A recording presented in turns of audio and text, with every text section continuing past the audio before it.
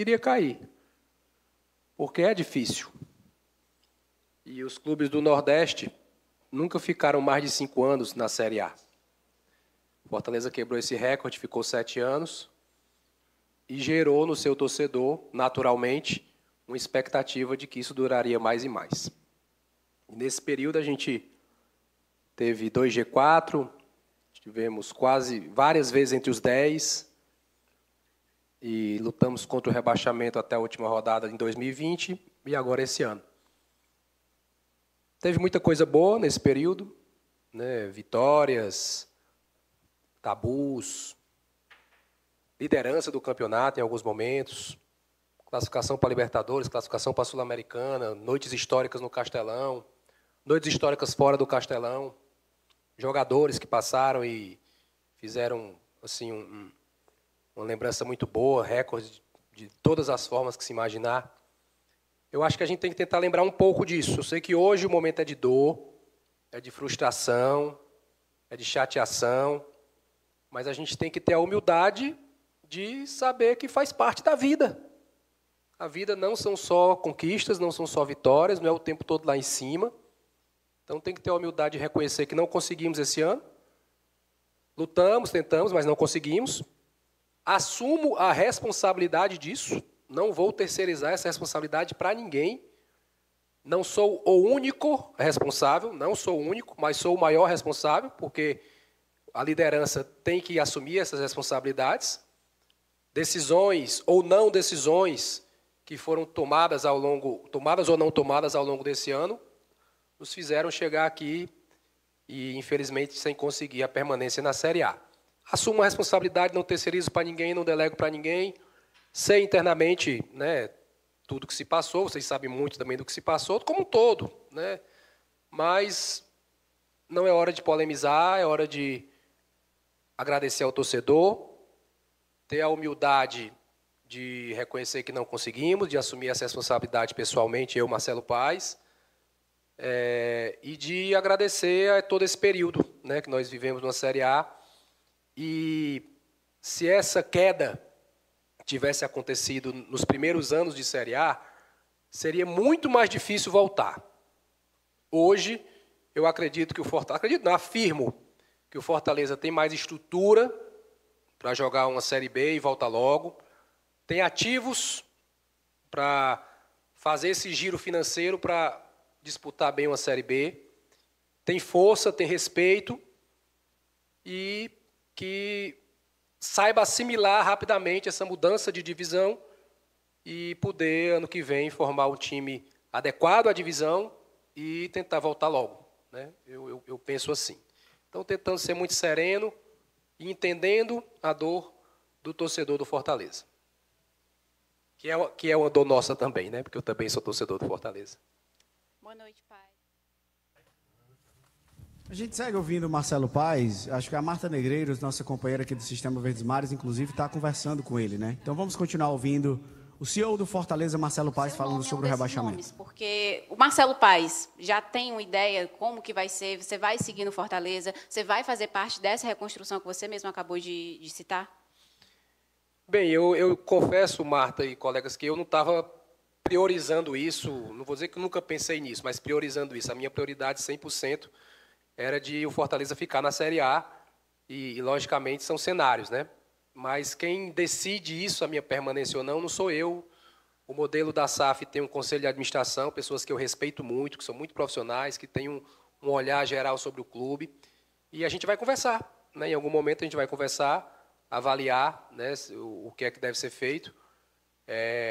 Naturalmente, o Fortaleza vai passar por mudanças e passaria, mesmo se tivesse ficado na Série A, passaria por algumas mudanças, algumas readequações. Claro que indo para uma Série B, as mudanças são mais profundas, como um todo. Mas eu vou conversar com o pessoal do Conselho de Administração, a gente vai avaliar juntos, queira ou não queira. São 11 anos de dedicação ao clube, ininterrupta, quase 800 jogos. Esse ano, para mim, foi muito difícil a nível pessoal, muito difícil. Não vou também polemizar sobre isso, vocês sabem, né, de tudo que eu fui alvo e vítima esse ano, quase sempre de forma injusta, não as críticas técnicas são justas. O time não está bem, não ganhou isso, não ganhou aquilo, o ano foi ruim, aceito tudo. O orçamento grande, aceito tudo. Mas tem várias coisas que foram ditas, faladas, repetidas, que foram para a questão pessoal, familiar, né, índole, e isso não é aceitável. Isso não tem como se aceitar. Enfim, não é hora ainda de aprofundar tanto sobre isso, vamos conversar com o Conselho de Administração. Você falou aí da parte financeira, né, o maior orçamento da história, e agora cai para a Série B justamente com esse maior orçamento. Qual o tamanho desse prejuízo e o quanto que o Fortaleza precisa realmente se reestruturar para disputar essa Série B, pensando nesse contexto de investiu muito e caiu de divisão? Tem que ter a humildade de dar um passinho para trás, né, de reestruturar tudo que puder ser reestruturado dentro de um padrão de Série B. Tem que comunicar isso muito bem ao torcedor, para o torcedor entender, né, que em 2026 não vamos mais ser aquele time que gasta milhões para contratação, que vai ter salários muito altos. Não vai ser. Não pode ser. Não pode ser. Tem que ter a humildade mesmo de dar um passinho para trás, reestruturar, reorganizar, né, para, quem sabe, dar um salto mais para frente, conseguindo projetando aqui um acesso, né, mas está muito longe ainda de tudo isso.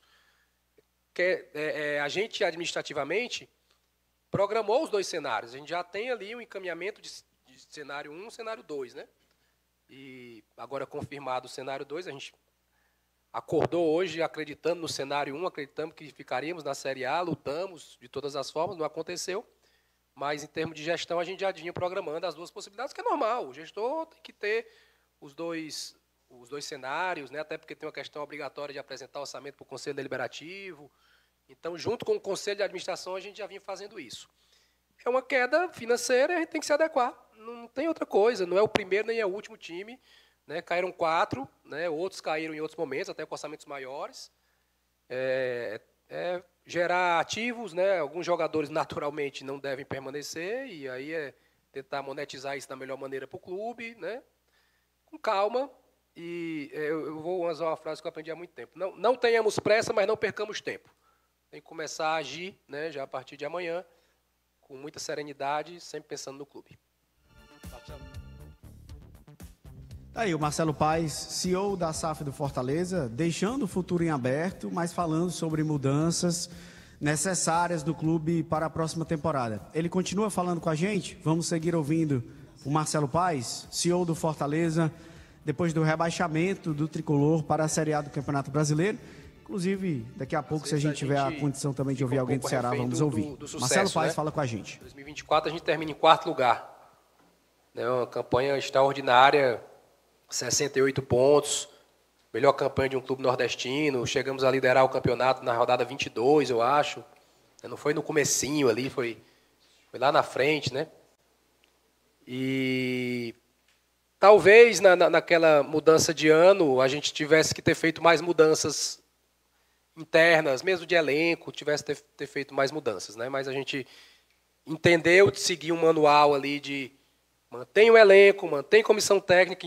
Na virada do ano jamais se pensava em mudança da comissão técnica, jamais. Mantém elenco, mantém comissão técnica, reforça o elenco. Começamos a temporada com 6 vitórias. Foi o melhor começo de pré-temporada, melhor começo de temporada da era Vojvoda, 6 vitórias seguidas. Mas depois, né, começamos a não vencer e perdemos jogos já lá no começo, Souza, Alto, CRB em casa. Né, o Campeonato Cearense nosso foi muito ruim, foi fraco, né, foi ruim. A semifinal contra o Ferroviário a gente quase não passa. Então a coisa não estava legal e a gente sempre acreditou muito na comissão técnica do Vojvoda, que é o maior treinador da história desse clube. A gente tem muito respeito, mas a coisa não andou e talvez a gente pudesse ter feito alguma mudança antes na comissão técnica, mas a gente sempre acreditou, sempre deu um passo a mais, sempre achava que a virada viria com ele. Aí veio a mudança da comissão técnica, vinda do Renato não foi boa, né? Assim, trabalhou, se dedicou, vestiu a camisa, tentou, mas os resultados não vieram e a gente teve que fazer uma outra mudança, o que não é o comum do Fortaleza, mas a gente viu que precisava. E aí o Palermo chegou e fez um baita trabalho, né? Em 17 rodadas fez 28 pontos. O Fortaleza do Palermo foi oitavo lugar, né? Ou até menos, né? Talvez quinto, sexto. O segundo turno do Fortaleza, porque o Palermo só fez 17 jogos, não fez nem 19, né? O segundo turno do Fortaleza foi de oitavo lugar. Mas não foi suficiente. O ano é um todo, o campeonato são 38 rodadas e a gente não conseguiu. Acho que essa comissão técnica deu tudo, está de parabéns. Foi provado que tinha elenco, porque o Palermo chegou e não teve nenhuma contratação. Pelo contrário, trabalhou com um grupo enorme, um grupo muito grande, teve muita habilidade de lidar com esse grupo, mantendo todo mundo em harmonia. E destacar também até os próprios jogadores que não jogavam, que tiveram um comportamento profissional dentro do clube. Mas é provado que o elenco era bom, porque o Palermo chegou e conseguiu. Isso aí é indiscutível. Tinha peça, tinha qualidade. Com todas as dificuldades que nós enfrentamos. O goleiro quebra a mão, o outro quebra não sei o quê, o outro... Tudo que a gente enfrentou, coisas que a gente enfrentou ao longo do ano, né? Esse ano foi tão diferente que em 2024 o João Ricardo jogou os 38 jogos. Esse ano nós usamos 5 goleiros no campeonato. Olha que loucura, né, que é o futebol, né? E a gente mantendo a estrutura, mantendo tudo. São coisas do futebol e a gente vai vivendo tudo isso. Tem um aprendizado, mas volto a dizer, a responsabilidade maior é nossa. Porém, indo no cerne da sua pergunta, Luiz, eu acho que a gente poderia ter feito algumas mudanças antes. Algumas mudanças antes. Investimos em logística. Quando a gente fala de logística, fala de voo fretado, fala de hotel com o jogador ficando no quarto individualmente, antes era quarto duplo, e tudo isso é o que os times já fazem, né? Assim, os que têm maior orçamento já fazem, a gente foi copiando ali para adequar, né? Premiação, salário e tudo, mas não deu. Né? Não deu, a coisa desandou desde o começo do ano, a gente tem que lembrar disso, né? Começamos bem 6 jogos, depois começou a desandar, né? Já no estadual, já na Copa do Nordeste, né? Que, quarto lugar ali, perdendo para o CRB em casa, perdendo para o Souza e para o Altos. Então tem um ano ruim. Desde que eu estou no Fortaleza, desde 2015, foi o primeiro ano que nós não ganhamos nenhum título. Todos os anos nós ganhamos pelo menos um título, desde 2015, esse ano não ganhamos. Mas é isso, é ter a humildade, a serenidade de saber que não é o fim do mundo. Nesse período que nós estamos na Série A, o Santos caiu e voltou, o Cruzeiro caiu e voltou, o Grêmio caiu e voltou, o Vasco caiu e voltou, o Botafogo caiu e voltou, o Ceará caiu e voltou, o Vitória caiu e voltou. Não, o Vitória ficou muito tempo fora e voltou agora, né? Já está há 2 anos. O Atlético Paranaense caiu e voltou, o Cruzeiro. Então, é o Fortaleza mirar nesses exemplos de tentar voltar logo. Marcelo Paes. Oi, Brenão. Não, isso aí é A e B, né? Da sequência Nesse aqui, do Marcelo B, Paes mesmo. quais as chances, a possibilidade do Palermo permanecer, já que você citou aí, ele fez esse trabalho de recuperação no final, a gente sabia que no contrato dele já havia uma cláusula de renovação automática com a permanência, ela não veio, mas nesse cenário B existe essa possibilidade? E outra possibilidade que pode, vou te perguntar se pode ter nesse cenário B, de vender alguma porcentagem da SAF, né? Dentro dessa questão da reconstrução financeira.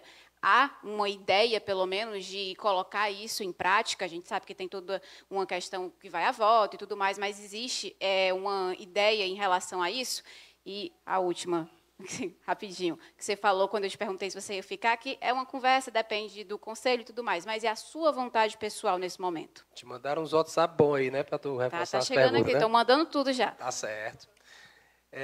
Vamos lá. Por mim, o Palermo fica. De forma muito clara, estou sendo bem objetivo, por mim ele permanece. É saber se ele quer ficar, né, para disputar uma Série B. Eu sei que ele gostou muito do clube e da cidade. E quando a gente fala de Palermo, eu acho importante falar do Diego Canha, do Damian, do Gaston, me ajuda agora, do Renato, que é o analista, e do Esteban Herrera, que é o auxiliar também de preparação física. São pessoas extraordinárias e compõem uma comissão técnica muito qualificada. Então, não é só o Palermo, né? Eu queria citar os 6 que chegaram e que se adequaram muito bem ao clube, à cidade, às nossas cores, respeitaram muito. E o torcedor gostou do trabalho, né? Isso é importante também. Se ele quiser ficar, eu acho que ele deveria ficar. Assim, opinião pessoal, eu acho que ele deveria ficar.